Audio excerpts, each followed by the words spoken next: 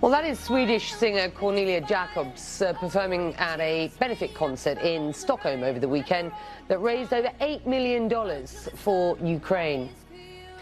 Well, Björn, a founding member of the Swedish pop group ABBA, opened the concert with an impassioned speech about the invasion of Ukraine, calling for support for refugees. And he matched those words with actions, providing housing for one Ukrainian family in his hometown in Sweden.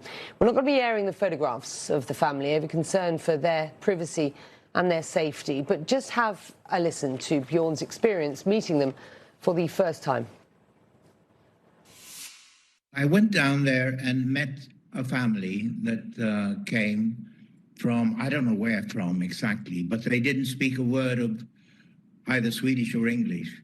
But they were so lost, and there were 3 little kids, and I was so incredibly taken by it.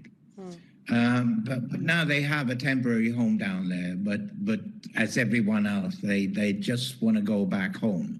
How are they, Björn? What's the family's emotional state? When they arrived, my daughter Anna, who lives down there, said that they were, the 3 little children were like ghosts, pale and serious and hollow-eyed. And the parents were, oh, so fragile. And it's so terrible to see, because you realize that they've lost absolutely everything that we take for given. I mean, all they had was some small rucksack and the clothes on their bodies. That was all. They lost everything: home, school, friends, everything.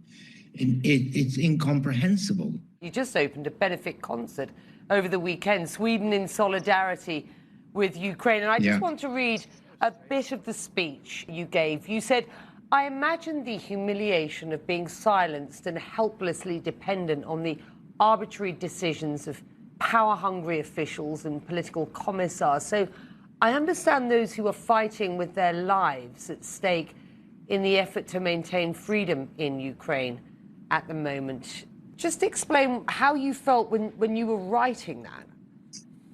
Well, I felt that Ukraine, this liberal democracy, is fighting a proxy war for us, for the other liberal democracies of the world. And we are suddenly awakened from our slumber, because we have taken democracy for given for such a long time, and we're reminded. And now we're in unity in Europe around that. We have to support Ukraine because they are fighting for us. You have thrown your weight behind support for a Ukrainian family. I mean, Sweden opening its doors, as other European countries are. How concerned are you about the psychological damage that these Ukrainian refugees will feel, and the medium to long-term impact at this point? Yeah. When I saw those children, and they were so serious, and we were sitting in a restaurant when I came down to see them. And I don't know what they've gone through. I mean, what traumas, and how that will happen to them in the future. But I had my 2.5-year-old grandchild there, Hedvig, and she took them on a dance to the restaurant, and then and there they could laugh, and it was so comforting in a way, and even the parents could smile a little, and it was a wonderful moment, thinking about what they had gone through. Björn, ladies and gentlemen, that's it.